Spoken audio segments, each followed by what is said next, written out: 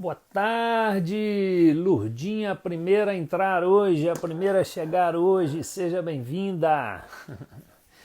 Tudo beleza aí com você? Vamos esperando os outros entrando nessa tarde de segunda-feira. Mais uma semana de confinamento, de isolamento. Rodinei sempre aí conosco, hein, Rodinei? Como é que estão as coisas aí, hein? Cuiabá. Tudo beleza? Precisando aparecer aqui em Belo Horizonte novamente, viu? Hoje estamos aí com mais um convidado especialíssimo, né? Sempre trazendo convidados escolhidos a dedo aí para esse bate-papo gostoso aqui conosco. Dessa vez é o Ed Andrade, o Ed está chegando aí. Vamos colocar junto conosco aqui para eu apresentar ele para vocês. Vou apresentar rapidamente o Ed para vocês. Ei, Ed, tudo E aí, beleza? Tomar, beleza? De barba. Vira na vertical, se nós estamos de vertical para baixo aí, ó. Ai, meu Deus do céu. Pior que tá carregando o telefone. Aí, beleza. Ele, ele tá carregando aqui, mas eu vou dar um jeitinho aqui, vamos ver.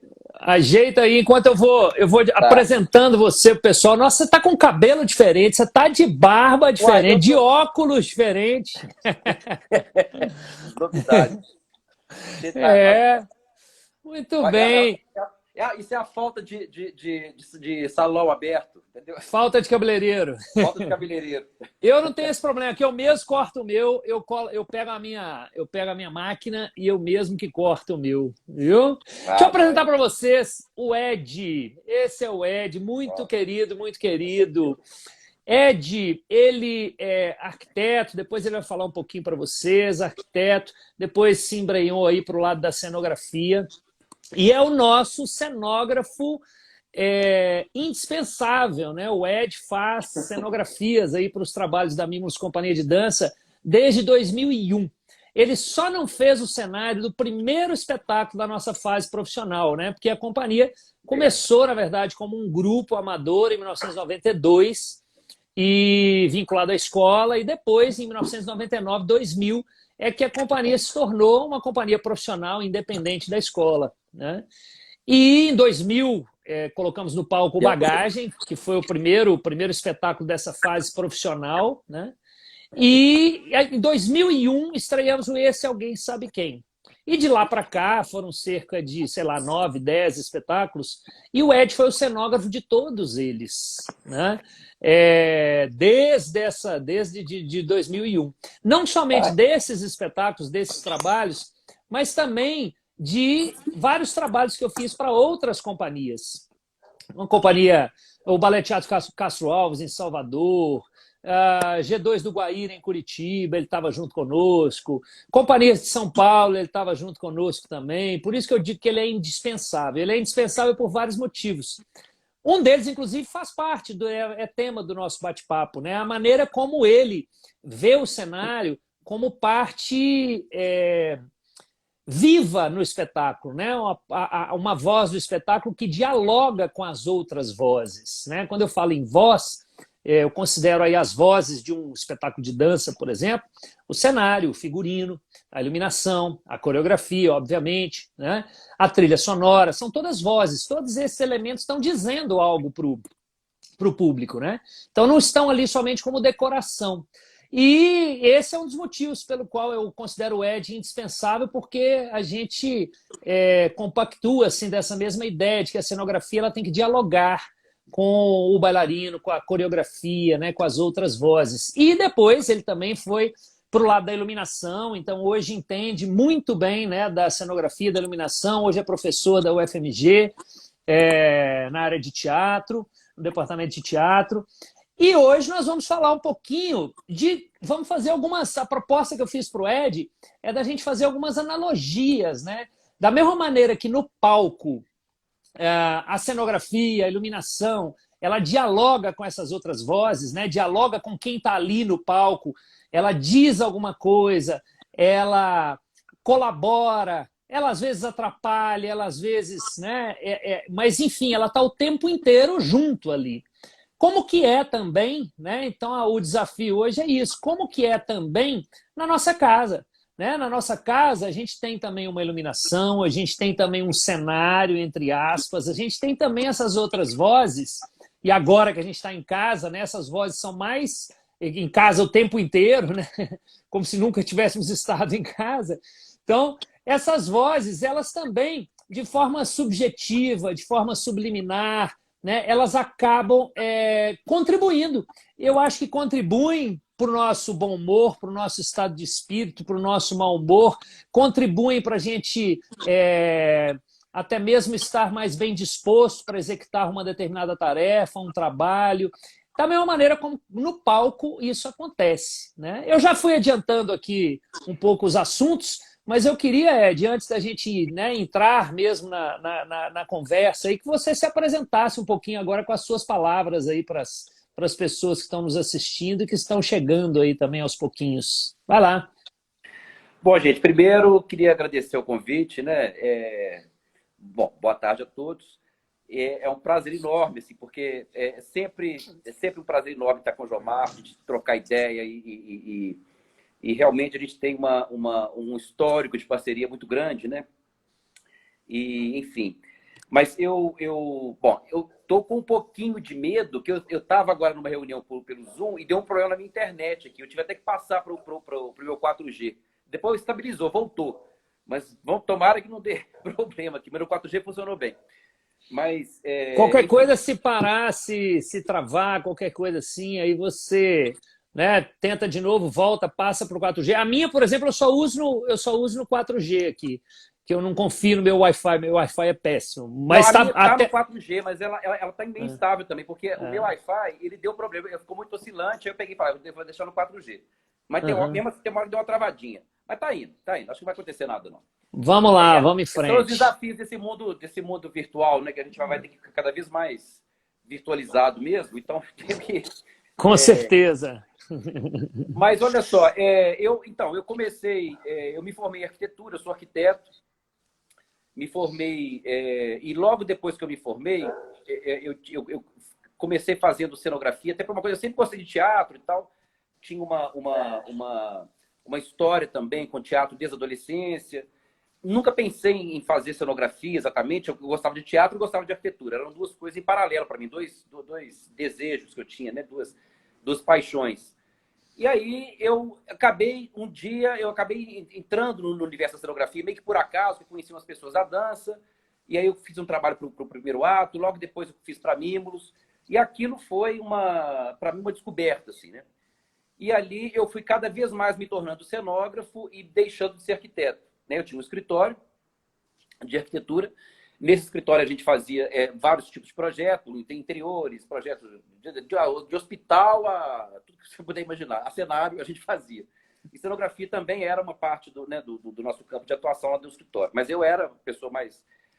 E aí fui... E na verdade, acaba que a Mimulus foi uma das minhas principais escolas assim, nessa trajetória. Porque quando eu fiz o primeiro cenário, né, para Mimulus, que foi em 2001 aquilo, né, Jomar? 2000 ou 2001, não sei. Sim, 2001. Uhum. Ali eu estava começando, tinha feito poucos cenários ainda, e junto com a Mimulus a gente viveu tanta coisa, mas tanta coisa, né? Não só a concepção, né, que eu acho que é um processo muito particular que a gente tem na Mimulus, né, de processo de concepção da cenografia, que é muito em conjunto com tudo, né? Eu acho isso muito importante para a gente falar também. Mas também as viagens, né? Assim, as coordenações de montagem que eu já fiz, tudo isso foi muito importante, né, na minha formação. Então, acaba que eu tenho assim, Amigos também como uma escola assim, importante para mim. Né? E trabalhei com várias companhias também, e depois eu fui migrando um pouquinho para coisa acadêmica, eu fiz um mestrado, depois acabou que eu entrei para o UFMG também nessa área de cenografia, na Escola de Belas Artes, eu dou aula no Departamento de Artes Cênicas, e aí, hoje eu realmente não sou mais arquiteto, já tenho tempo, né? Sou só cenógrafo e professor, né, dessa área, pesquisador. Eu fiz doutorado nessa área também e tal. Mas, enfim, essa é um pouco da minha história, da minha trajetória. Né? Uhum. Bom, aí o Ed, então, ele estava falando das viagens. Se fosse para a gente contar das histórias engraçadas, dramáticas e tudo mais que a gente já viveu, dava para umas 10 lives, né? Tá. E eu tenho muita saudade da época que o Ed viajava conosco, que Nossa, nem fala.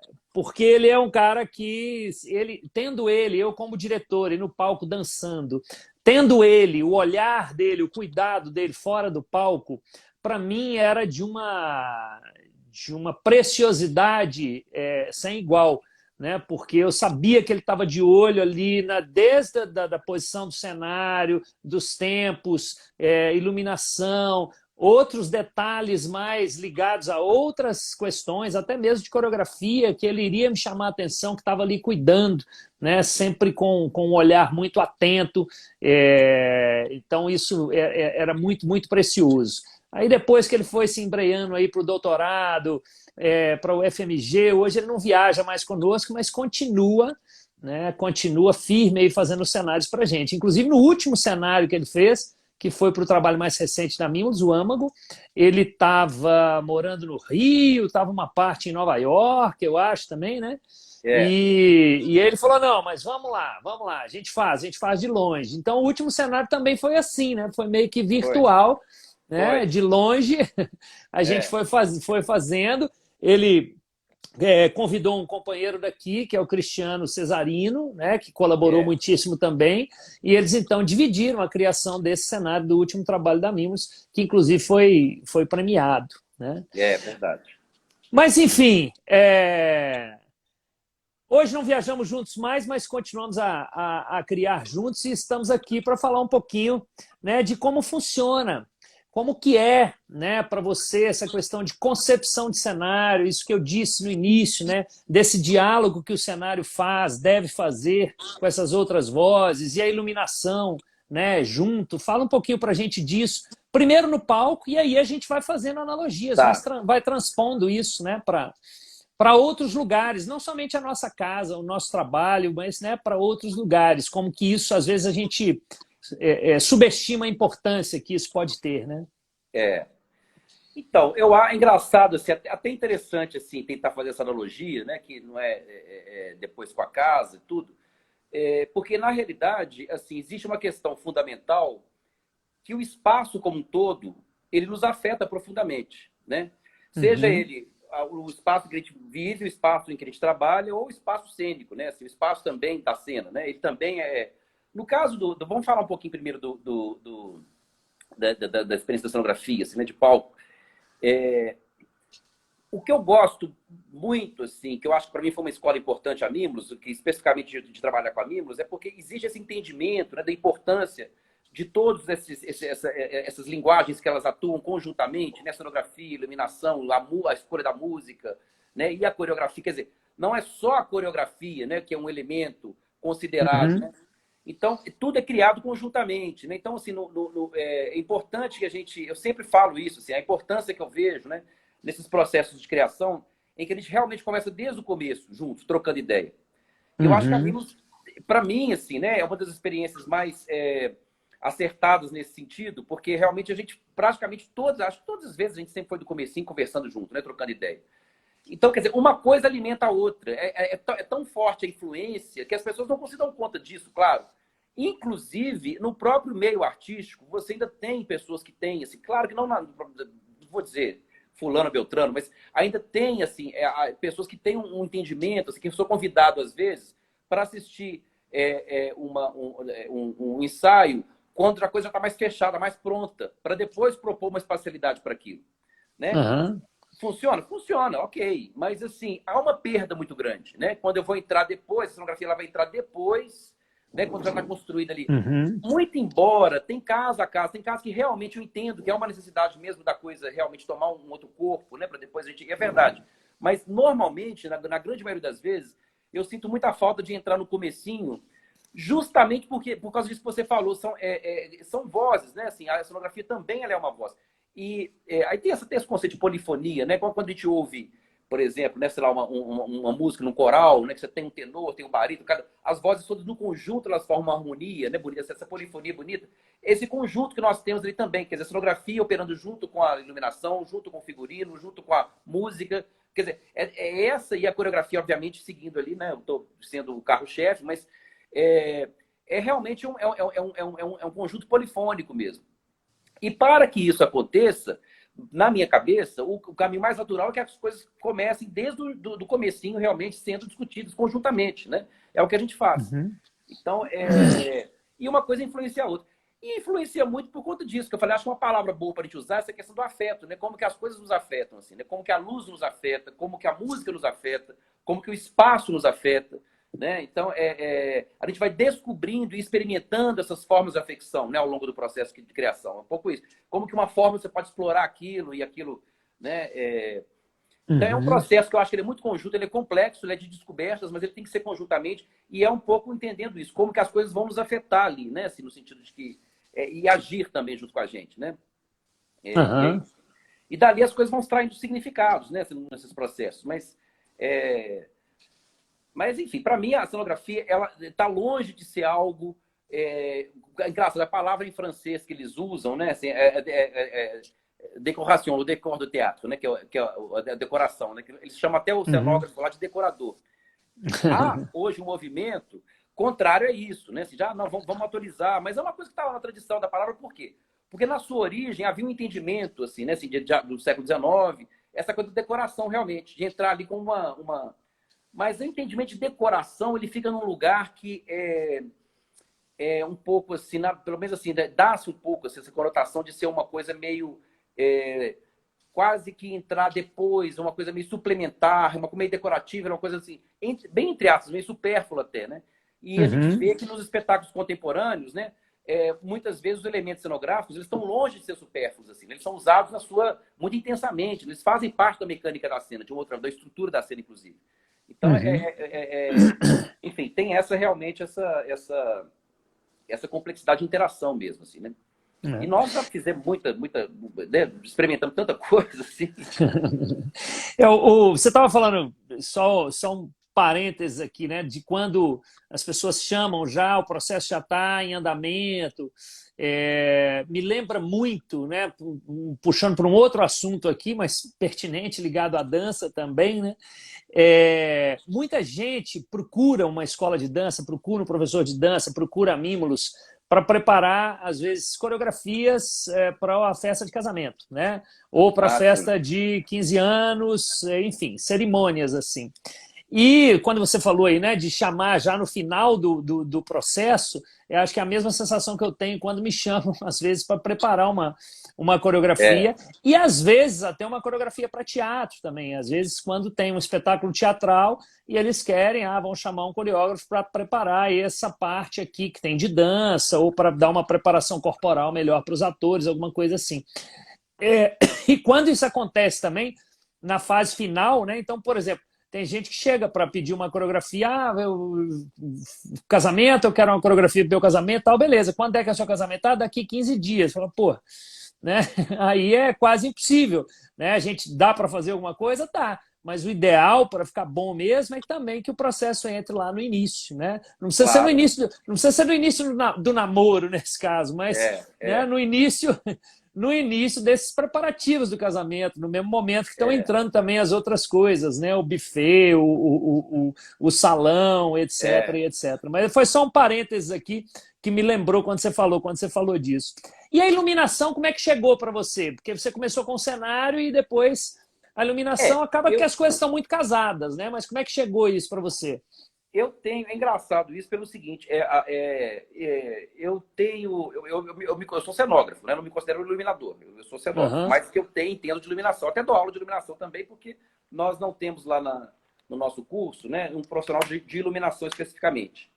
Mas, até porque também, só um parênteses que eu acho que é interessante também de colocar, né, que a UFMG, a gente tem um curso, eu dou aula no curso de graduação em teatro, mas é um curso que tem como foco a interpretação teatral. Né? Não tem como foco cenografia, né? Então as minhas disciplinas elas são mais ou menos complementares, mas mesmo assim muitas pessoas se interessam, assim, né? Começam a se interessar, então você vê linhas de pesquisa nascendo nesse campo, que é muito legal, assim, como que esse campo está, né, crescendo como um lugar de pensamento também, né? Você pensar as visualidades da cena, né? E elas são todas muito interligadas, né? Assim, tem até uma expressão de uma pesquisadora também que eu gosto, que ela chama de as artes visuais da cena. né? Eu gosto dessa expressão. Aham, E aí as aham, artes visuais da cena, elas estão, assim, né? Assim, é claro, né, que tem que ter um diálogo muito grande assim, luz com cenografia. Para mim, é uma coisa quase que indissociável. E isso uhum, vem desde sempre. O primeiro cenário que eu fiz na minha vida, eu estava experimentando, eu me lembro que eu comprei uns acrílicos e fiz uma maquetezinha com acrílico e fiquei jogando a lanterna para ver como que a coisa ficava transparente. Isso eu não tinha experiência. Mas eu intuitivamente já busquei, né, materiais que reagiriam com a luz. E eu me aham, lembro que quem iluminou esse cenário foi o Jorginho de Carvalho, que é um cara, um carioca, ele é ainda, né, um grande iluminador assim, do nome nacional, um cara premiadíssimo e tal. E aí, quando eu mostrei a maquete, embora a maquete tava uma porcaria, assim, aquela primeira ideia foi uma porcaria, não vingou. Mas ele ficou encantado. Ele falou assim: olha, você tem uma coisa com a luz e tal. E aí ele gosta, ele sabia que era meu primeiro cenário, mas aí como que se desse assim, ó, você tem futuro, né? Você pensa na luz. Ele mais ou menos disse um pouco assim. aham, E aquilo ficou na minha cabeça, realmente, assim, porque e eu comecei, assim, eu sempre, quando eu faço as coisas, eu faço pensando claro, como que as coisas vão funcionar do ponto de vista, né? De dando apoio para a encenação, né? Seja ou para coreografia, o que seja. Também do ponto de vista da dramaturgia, claro. Mas como que elas vão reagir muito com a luz. Porque, para mim, há uma diferença brutal, né? Entre você ver o cenário cru montado e ver ele, aham. de fato, ali, né? Tanto é que a gente só vai ver mesmo os efeitos do cenário quando começa a montar a luz, dá aquela tensão. A gente monta no teatro, Sim, né? sim. Quantas vezes nós estamos experimentando e vendo ali, pô, isso aqui tá lindo, isso aqui não aconteceu desse jeito. Que você faz teste, né? Faz uma maquete, mas é Aham, diferente quando está montado lá do palco, né? E aí sem experimenta com dúvida. cores e tal. Então, isso sempre foi para mim um grande barato, assim. Para mim, é uma Uhum, das coisas que eu mais gosto, realmente, é não só experimentar, pensar na criação, pensando como que a luz vai reagir naquele material, naquela forma, né? Eu faço teste com a lanterninha, mas depois me experimentar aquilo de verdade no palco, ver as possibilidades daquilo, né? Aquilo sempre me encantou. E aí tem uma questão também que é curiosa, que é um pouco esse limite, assim, porque assim, o teatro e a dança, né, as artes cênicas, tem essa característica de uma coletividade, de uma arte coletiva, né? Assim, tem vários profissionais que estão criando aquilo conjuntamente. Quer dizer, uma cenografia não é uma obra autônoma, né? Não é uma obra que eu fiz, coloquei lá. Ela está a serviço da cena, né? Então, ela faz sim, sentido só no conjunto sim. da cena, né? Então, da mesma maneira, assim, eu estou propondo uma coisa, mas o iluminador está propondo outra. Então tem que ter um diálogo. Então, até que ponto que, por exemplo, que eu vou sugerir para o iluminador, né, assim, algo que tem hora que me dá vontade de sugerir, de falar assim, que eu vou começar a ver TBD. Peraí, olha, eu sei que a luz, a criação é sua, mas se colocar uma luz aqui de sempre, né, então eu já desde sempre eu comecei já a estabelecer uma relação de diálogo com os iluminadores, porque eu sabia que algumas coisas que eu estava propondo tinha que, né, ir operar dentro de alguns efeitos específicos. Então, eu já vou envolvendo o iluminador desde sempre, né? Sem querer, Aham, obviamente, entrar na área deles, né? E ao mesmo tempo entrando, porque é uma coisa em comum, né? Assim, é uma sim. coisa em conjunto, né? Então, eu fui pensando sempre em luz e descobrindo como é que a luz funciona. Agora, o que também me instrumentalizou bastante foi justamente as viagens com a Mimulus. Porque no que eu fui também, às vezes a gente tinha, assim, às vezes eu ia acompanhando a montagem em si, então, assim, eu fui aprendendo mais do ponto de vista técnico, assim, eu sabia os refletores, mas eu fui vendo algumas experimentações, muitas vezes assim, o iluminador não ia, né? Então, assim, às vezes eu ia e aí eu sugeria, assim, ia alguém, obviamente sempre tinha um técnico de luz responsável para poder montar a luz, mas às vezes, assim, não tinha aquele equipamento X, como é que nós vamos fazer? Que dúvida que... Aí, nessa hora de tentar trocar alguma coisa, eu sempre estava presente, gostava também de sugerir. Então, algumas mudanças que a gente fez também ao longo, né, assim, de que tinha que adaptar alguma situação X ou Y, isso tudo eu ficava me envolvido com a luz. Eu gostava né, de ver as montagens e tal. Então, eu fui me instrumentalizando um pouquinho. Não tenho domínio técnico mesmo. Assim, para montar um refletor e operar ele, eu demoro horas. Assim. Tem gente que faz assim. Poxa, Aham. eu até falo para os meus alunos, eu não sou iluminador, eu sou lerdo para poder montar, mas... É Não, isso tem gente aí. que faz. Mas, enfim. E aí eu fui gostando, fui aprendendo, fui... E a ponto de eu já aí criei, já assinei algumas luzes, assim, umas 2 ou 3 de teatro, com amigos também nós fizemos uma junto, uma vez chegamos a assinar uma luz junto, uma vez, mas Sim. não me considero um iluminador. Eu acho só que eu tenho realmente um grande interesse por luz. Para mim, luz é fundamental na cenografia. Eu penso muito para luz, entendo até um certo ponto de luz, né? Acho que é um instrumento que eu tenho ele em mãos assim para poder. Então, algum domínio dele eu tenho que ter para entender. Com os diretores também, né, Jomar? É curioso, porque a luz Sim. também faz muita interferência no espetáculo, né? Assim, na Com coreografia, independente do certeza. cenário, mas, né? Com Você certeza. também tem um domínio de luz e já assinou luz também, né? Sim, é mais ou menos como você, eu acho que até menos que você, assim, o meu conhecimento técnico, né? Eu conheço o mínimo necessário para ser diretor e para poder dialogar com o iluminador, com o técnico, com o cenógrafo, né? Mas que eu acho fundamental, né? Fundamental ter esse mínimo conhecimento, porque é importantíssimo, né? E É, aí, trazendo um pouquinho, né? Quando eu falo assim, é importantíssimo, me lembra assim quando surgiu a ideia desse bate-papo com você, é, muito também porque o quanto é importante para mim, não somente no palco, né, que a luz esteja de uma maneira X ou Y, que o cenário esteja de uma maneira X ou Y, mas também nos ambientes onde eu estou.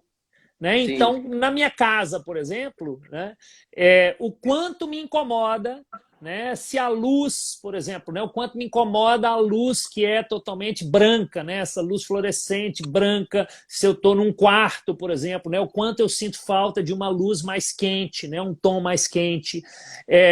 O quanto me incomoda, às vezes, o excesso de luz ou a pouca luz, né, a intensidade, quanto eu claro. busco ali a intensidade ideal, né? Não somente o tom da iluminação, mas a intensidade ideal, o ângulo ideal. Né? Então, Claro. eu tenho, digamos assim, um mínimo de conhecimento técnico para dizer, para entender, né, o que está me incomodando e buscar o ideal. Não sou arquiteto, não sou iluminador, mas um mínimo, né, de falar, pô, esse ambiente não está legal porque essa luz está muito branca, eu preciso de uma luz mais quente. Não, essa luz aqui eu precisava de uma luz mais difusa e etc.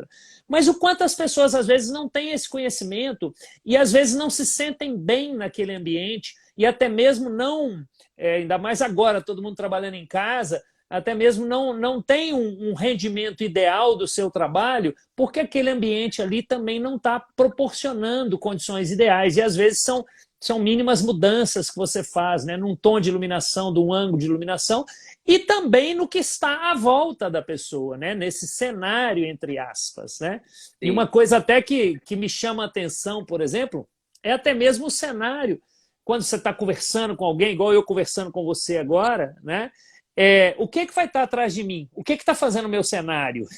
Né? É, O que está atrás de você? Então, querendo ou não, essa planta que está atrás de você está dizendo alguma coisa subjetivamente, subliminarmente para as pessoas que estão assistindo. Né? Se você é, tivesse aí falando para a gente com uma parede totalmente branca atrás, não seria a mesma coisa, você não passaria as é, mesmas sensações da sua fala do que, né, você estando aí com uma planta atrás. Né?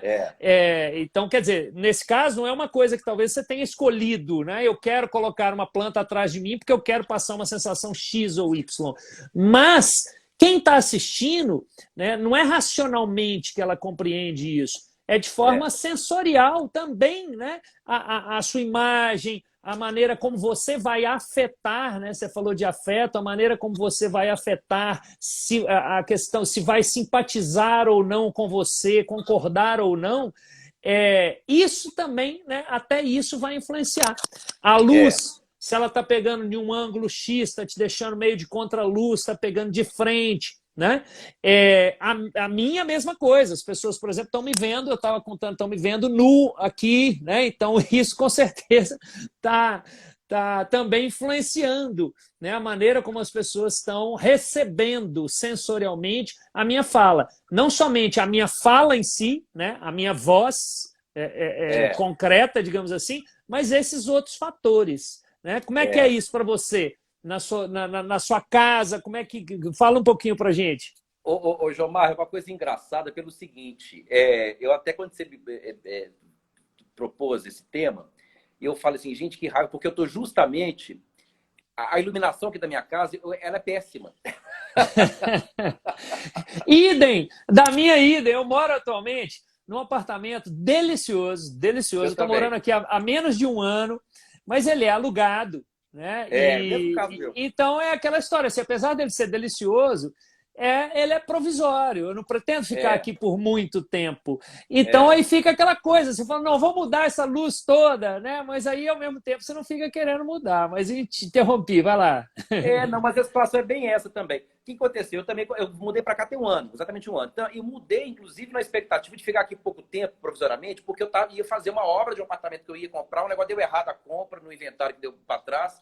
E eu adorei esse apartamento aqui e resolvi ficar, assim. Então, foi quando eu voltei do Rio, né? E aí, aqui ele tem, assim, uma situação que é a seguinte. O apartamento, ele tem as luzes frias, assim, dele todo. E aquilo me irritou profundamente. A primeira coisa que eu fiz foi, né, tentar colocar... Só que, como eu estava também, assim, como não é meu, é diferente que você faz uma reforma e você coloca, né, iluminação embutida. Você coloca, né, você ali, aí você pode fazer do jeito que você quiser. Então, assim, eu tentei inventar umas coisas meio provisórias para poder deixar o ambiente mais agradável, né? Inclusive, até tem um refletor, ele tem um par 38 ali, que às vezes eu ligo ele, entendeu? Eu coloco ele no piso. Legal. E fiz umas coisinhas, por exemplo, você quer ver uma coisa, assim, coisas que eu acho simples, né? Mas que, de repente, assim, comprei gelatina também, mas todo dia até fui aqui perto, comprei uma gelatina, coloquei algumas, né, colori algumas luzes um pouquinho, mas eu deixei uma gelatina para poder mudar um pouquinho a temperatura de cor, né? Quase um corretivo, né? Só explicando aqui, gelatina, para as pessoas que não sabem, né, para os leigos, aí, gelatina é um filtro, né, de luz que você tem diferentes cores, né? Então você coloca lá, é o que faz a luz do teatro, né? Ficar azul, vermelha, âmbar, etc. É esse filtro que a gente chama de gelatina que você coloca na frente. Mas continua, vai lá. Ele até parece um pouquinho como se fosse um papel celofane, só que ele é mais grosso, né? Assim, mais ele também não pega fogo, né? Você não pode usar, né? Então, ele resiste a uma temperatura, então ele é bom. A minha ideia, inclusive, quando eu projetar a minha casa, seria realmente até eu tentar usar uma iluminação mais cênica, mais alternativa em relação à iluminação que existe no mercado de arquitetura convencional. Né? Eu queria usar um tipo de... ou os micropar, colocar um tipo de iluminação mais assim. E é o que eu pretendo fazer. Mas, enfim, eu não... então, aqui está muito provisório. Assim, né? Eu comprei umas gelatinas. E queria comprar também, assim, porque assim, a gente tem basicamente, você tem 3 tipos de iluminação. Você tem uma iluminação que é a luz, né, direta, né, a indireta, e você tem também a difusa. Você tem que trabalhar um pouco as 3. É preciso, né, eu acho, né, é legal, eu tenho uma luz aqui, que é a luz... o que eu fiz? Eu peguei a luz que tem aqui, que é a luz que ilumina todo o ambiente, eu mantenho ela como ela está, como se ela fosse uma luz de serviço. Por quê? Porque, eventualmente, realmente tem hora que eu preciso ter uma luz para iluminar tudo, entendeu? Tem hora que fica... E tenho vários outros pontos de luz que eu coloquei, eu trabalhei assim, eu coloco pequenos pontos de luz espalhados. Que aí eu tempero, dependendo do meu humor, por isso que eu falo que a iluminação é engraçada, assim, como que realmente, assim, dependendo se eu estou querendo, ou estou ouvindo uma música X ou Y, um ambiente, dependendo do que está o meu humor, a atmosfera, eu acendo tais e tais luzes e ali eu crio um efeito X. E com coisas simples, inclusive. Assim, às vezes são luminárias bem simplesinhas, assim, bem coisas, mas que eles dão uns efeitozinhos legais, assim, sabe? Aí eu tento trabalhar um pouco essa distribuição, um pouco da iluminação. Né? Só fazer na verdade, a ideia dessa live, ela surgiu, assim, o pontapé inicial, né, é sempre a dança, é a dança que nos move, né? Então, quando o Ed falou aí, né, quando você escuta uma música e você é levado para, né, a querer um clima mais assim ou mais assado, então é exatamente pensando o quê? Nas pessoas que estão dançando em casa nesse momento, né? Nos nossos alunos que estão fazendo aula em casa, virtualmente, nos nossos alunos que, independente de estarem fazendo aula ou não, estão treinando em casa, estão dançando, sozinhos ou com um par, né? Ou que estão simplesmente se movimentando o corpo para colocar energia para fora em momentos necessários, de forma terapêutica, né? E como que isso tudo influencia, né? Claro. E é o que eu disse, assim, a mim influencia muito, mas muito, muito mesmo. Mas eu te interrompi aí, você estava falando.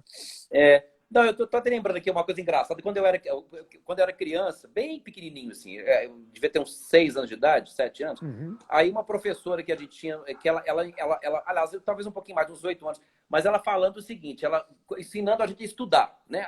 Para estudar tem que ter um ambiente bom.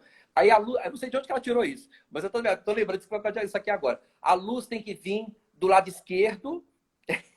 Você tem que pôr a luz. Deve ter alguma coisa a ver com o lado esquerdo do cérebro. Tem que vir do lado esquerdo, a luz tem que vir do lado esquerdo. Então, eu queria, agora que estou justamente assim, o fato é que engraçado, eu nunca ouvi falar disso, não sei se isso tem algum fundamento, mas eu sempre, até hoje, eu coloco a luz do lado esquerdo. Porque é aquela coisa. Olha a importância do professor, né? Para influenciar a gente. Exatamente, a Purinha, ela até morreu esses dias. Mas, Aqui em casa tem uma coisa, tem um fenômeno assim, depois eu vou voltar a falar da luz, mas é porque tem uma coisa muito especial aqui, que eu tenho o pôr do sol e o nascer do sol. Eu tenho as duas janelas. Inclusive agora, dessa hora, assim, que o sol está se pondo, sempre dá uma luz laranja linda, né?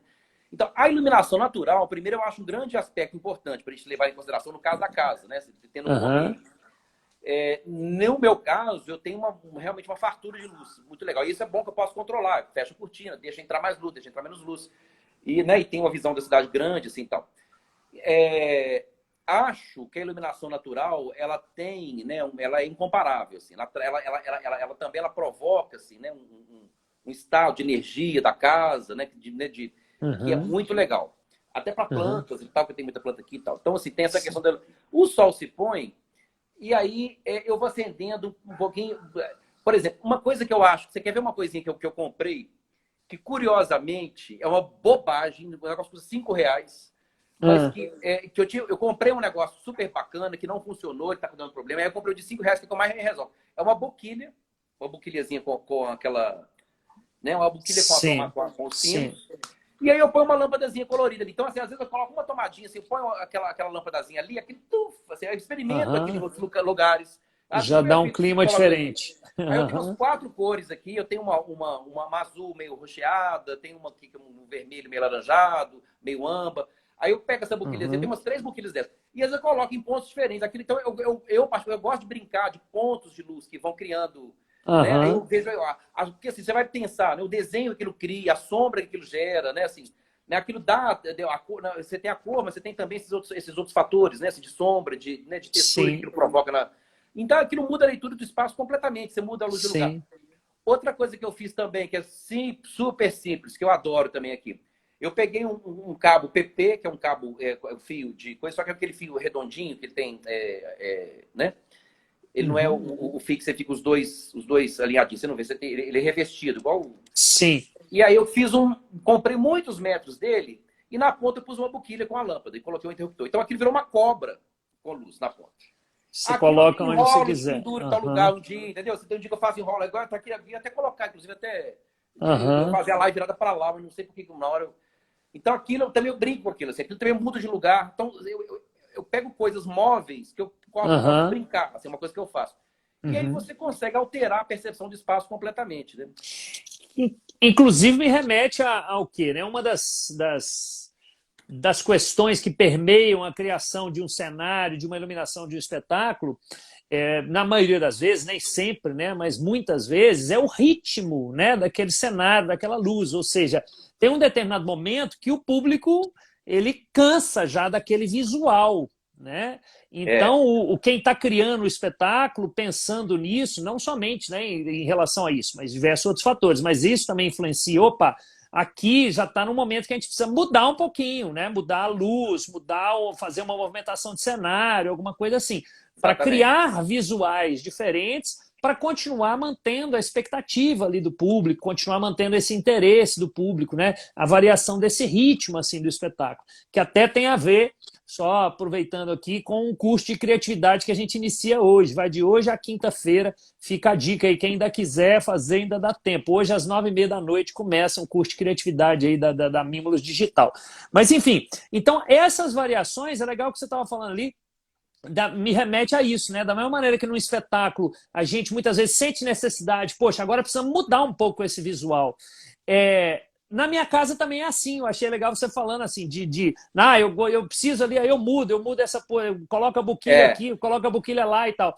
Na minha casa eu sinto muita necessidade também, né, disso. Eu não tenho esses dispositivos assim, que eu mudo, hoje eu coloco aqui, hoje eu coloco lá e tal, mas eu tenho uma inquietação, né? É igual a minha mãe, que ela está até escrevendo aqui, a iluminação da minha sala é cênica, lembra, Ed? É igual a minha mãe. Demais. Volta e meia eu fico inquieto, né? Fico inquieto, falo, nossa, eu tenho que mudar esse ambiente aqui, eu tenho que mudar alguma coisa, né? E tem gente que não é assim, tem gente que está em casa, não importa o que está em volta, os móveis, os quadros, a luz, que parece que não faz diferença para a pessoa, né? Mas eu acho que acaba fazendo, eu acho que às vezes de uma maneira né, mais subjetiva, enfim, eu acho que acaba fazendo de qualquer forma, né? Para algumas pessoas mais, para outras menos, né? Essas possibilidades de mudanças, né, do que está à sua volta e também de mudanças de luz, né? A gente falou um pouquinho da luz aí, pode continuar falando, mas de cenografia, entre aspas, também, né? Sem dúvida. Das imagens, do visual do que te rodeia, né? Assim, eu gosto muito da luz mais indireta, né? Ou então por exemplo, assim, agora eu estou aqui com assim, abajur, né? O tipo de luminária que tem uma quebra, que dá uma atmosfera mais legal, assim, eu acho fundamental, né? Então isso eu até tenho também. Agora, mas eu gosto também dessas coisas meio alternativas, né? Igual eu falei com você, de comprar uma coisinha, às vezes que uma iluminação, eu tenho aqui um par 38. Tem dia que eu ligo o par 38 ali crio foco aqui na sala, e olha que às vezes nem vou dançar em nada, assim, só para dar uma. Mas, agora, hoje em dia, o que tem muito, que eu comprei uma coisa, até numa loja, lá, eu morava no Rio ainda, lá em Copacabana, uma loja que tinha. Eu comprei uma lâmpada de LED dessas que mudam de cor e tal. E aí, o negócio, meu filho, o negócio estragou, desses vagabundos. E olha que não foi barato, sabe assim? O negócio era uma porcaria. Aí agora eu vou comprar de novo um sistema de lâmpada. Por quê? Porque esse sistema hoje, né, de lâmpada LED que troca de cor, e aí você pode...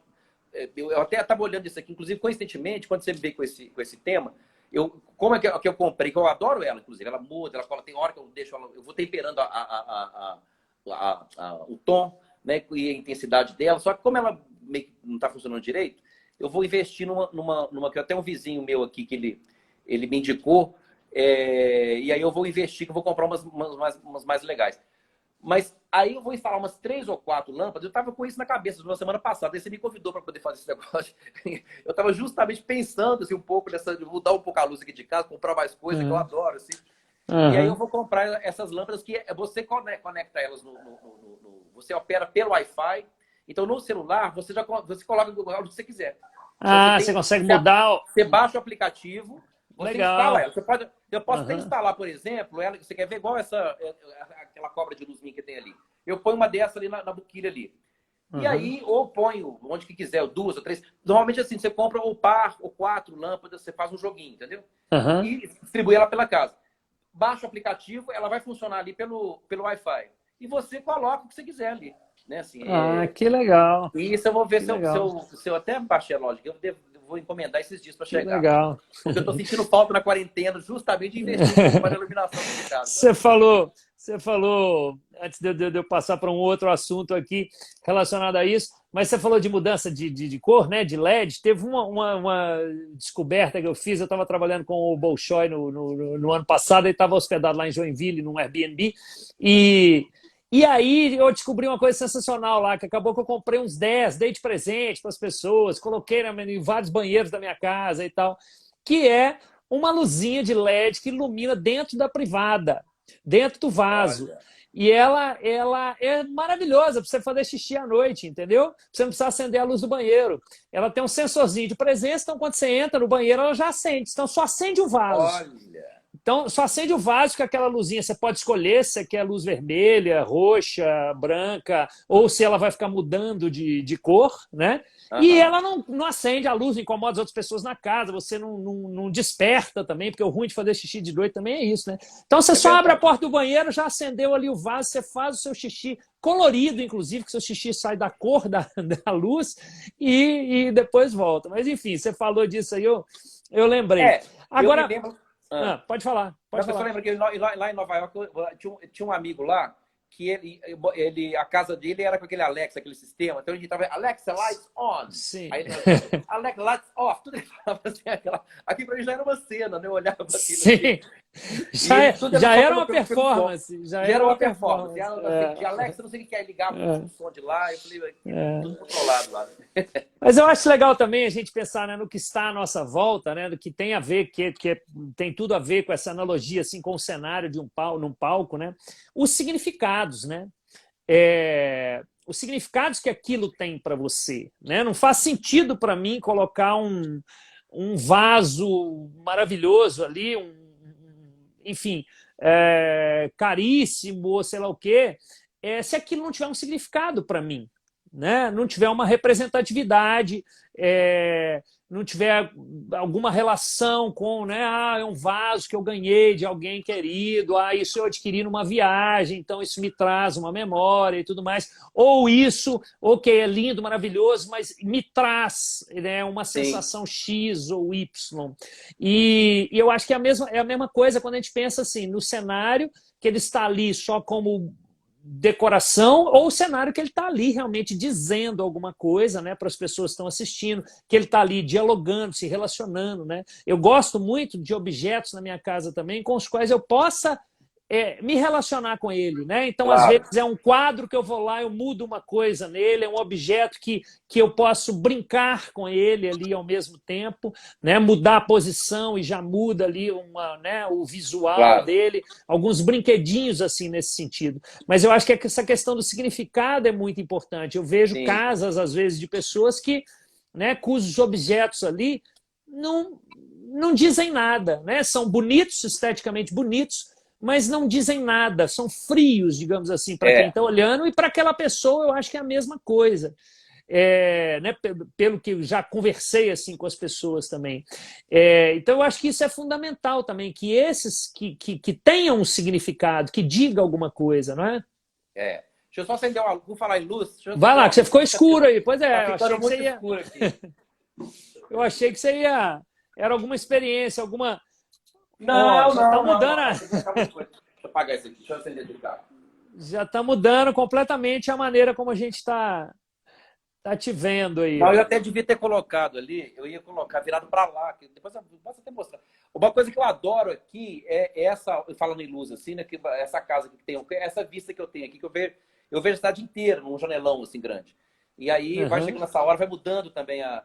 Então, para mim, por exemplo, né, no caso, essa casa, como tem essa questão da janela e tal, eu costumo também valorizar isso como um elemento forte da casa, potencializar isso, entende? Assim, às vezes eu coloco até uhum, umas coisas aqui mais próximas, às vezes era que eu gosto particularmente, às vezes eu, né, sento, vejo a vista e tal. Mas, assim, os objetos e as coisas, eles têm uma carga afetiva também, né? Assim, eles têm um uhum, significado para nós. Acho isso um barato, assim, sabe? Curtir também. Estou cheio de objetozinhos aqui e coisinhas que eu, né, de viagens, ou de coisas que eu ganhei de uma pessoa, ou coisas que eu mesmo comprei e gosto daquilo. sim, E como que a gente monta, né? Assim, tem uma questão interessante, assim, que, na realidade, até pensando assim, voltando à cenografia, por exemplo, você pode pensar nas instalações de arte. Né? Você pega, sei lá, talvez uma instalação que a maioria aqui já deve ter ido, que é aquela lá no Inhotim do Desvio para o Vermelho, né? do Cildo Meirelles. sim, Basicamente, as instalações elas são um arranjo de objetos, né?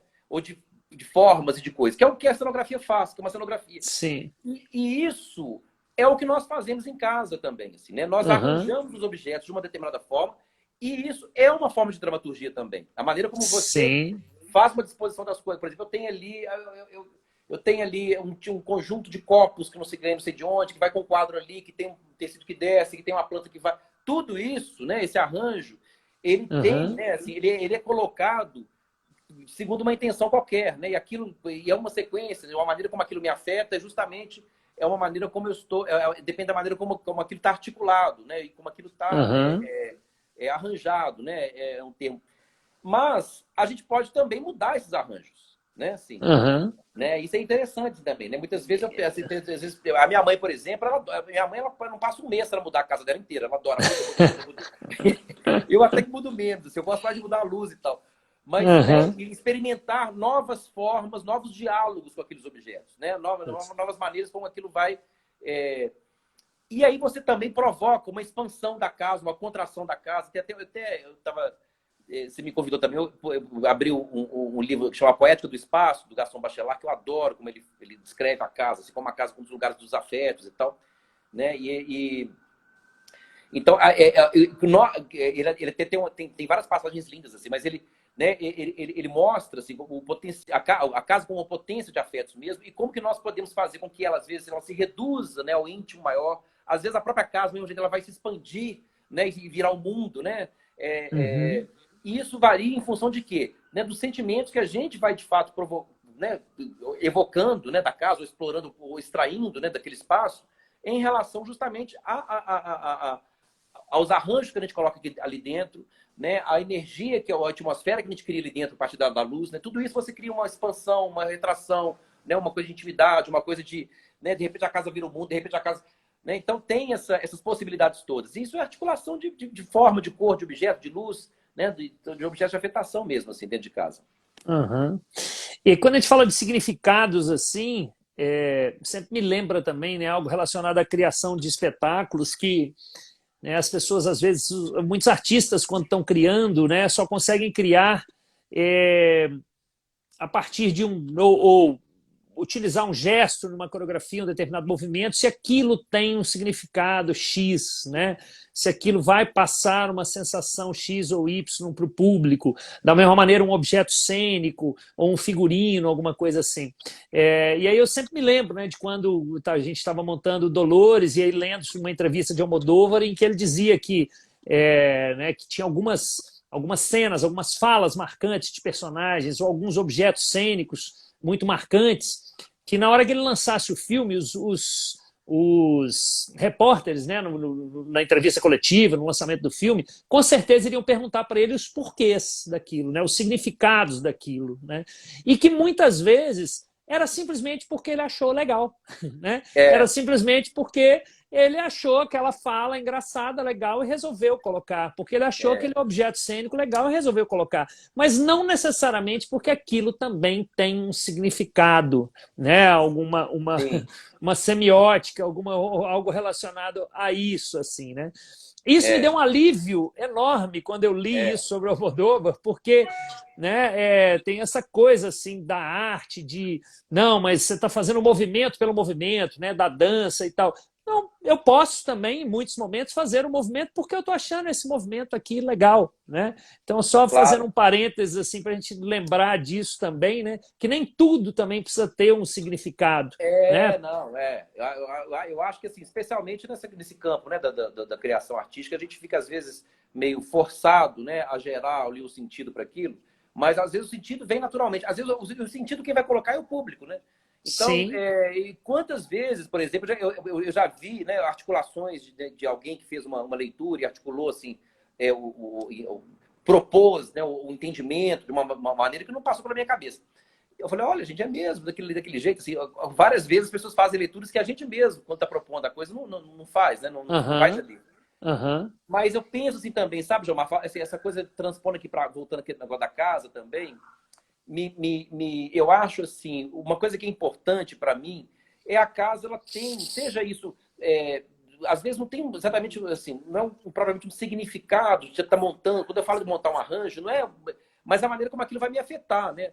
E o que eu vejo, assim, muitas vezes as pessoas recorrem a profissionais, né, assim, decoradores ou arquitetos de interiores, que essa pessoa não vai traduzir exatamente o cliente, assim, sabe? Você não vai ser capaz, assim, às vezes o cliente, ele vai pegar, né, ele vai querer que a pessoa faça o projeto para ela e tal, mas baseado, talvez, numa referência, às vezes, fria, de uma review. Às vezes o cliente chega, o arquiteto chega com uma proposta que às vezes não é exatamente a cara da pessoa, mas a pessoa entende, não, tá na moda, eu vou pegar aquilo.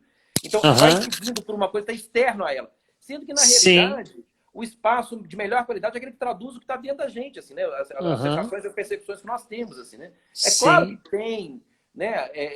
Você tem ali, obviamente, uma maneira da coisa ser feita, tem coisas mais legais, lançamentos legais de produtos, que você quer colocar um sofá bacana e tal, a coisa do design e tal.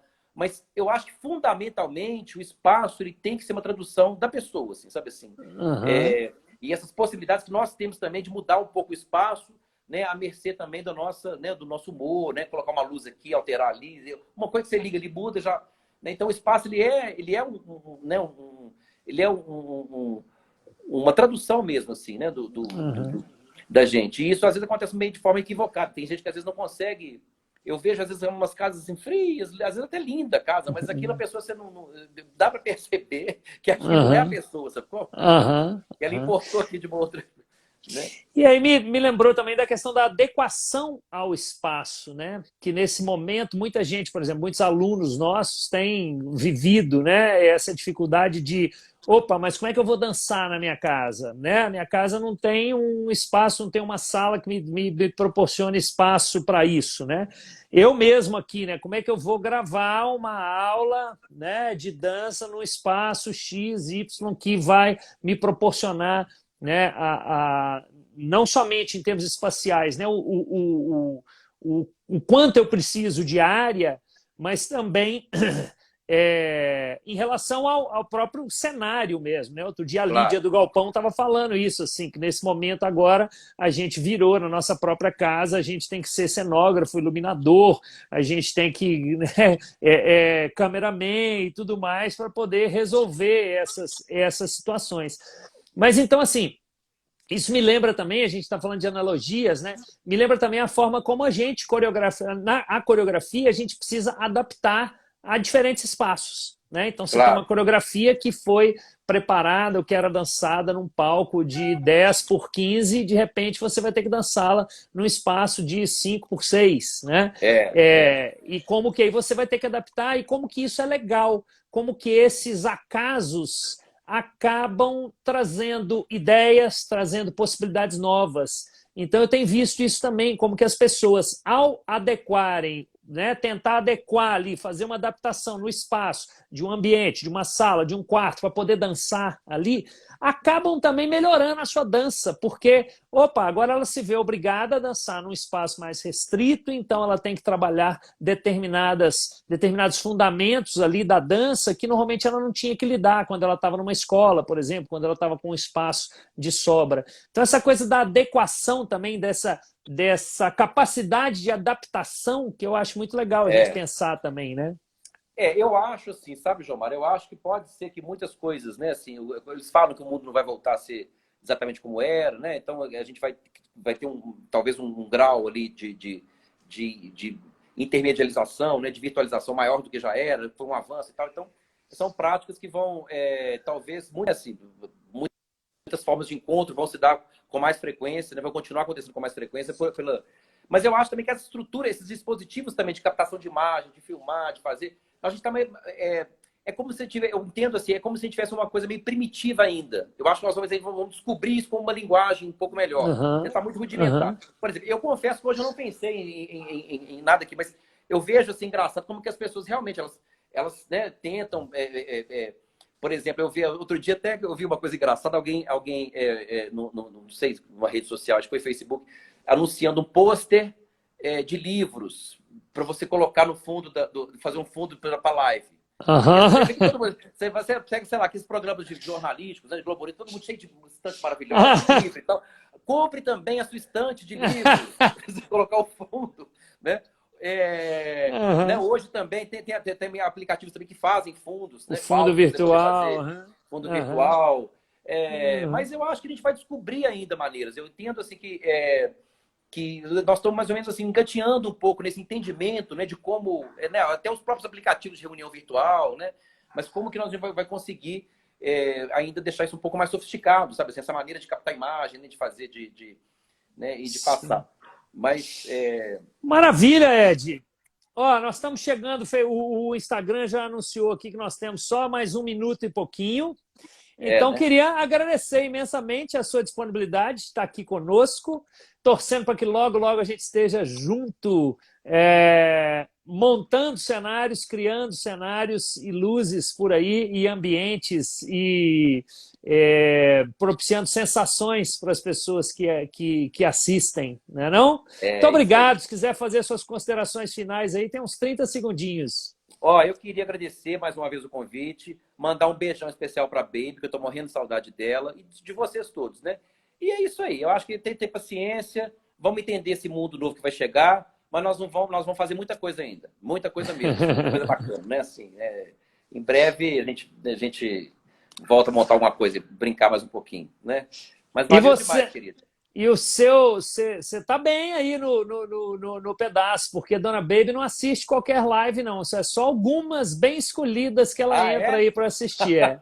Aliás, Ah, delícia. quem quiser recomendar aí para os conhecidos, as nossas lives sempre vão para o YouTube. Então, amanhã já estarão lá no canal do YouTube da Mimos Escola de Dança, né? Lembrando que tem o Instagram da companhia, o Instagram da escola, o YouTube, o canal do YouTube da companhia e da escola, então diferenciem aí. E quem quiser, ainda dá tempo hoje, às 9h30, um curso de criatividade, rolando de hoje à quinta-feira. Vai lá no Mimos Digital que você pode se inscrever.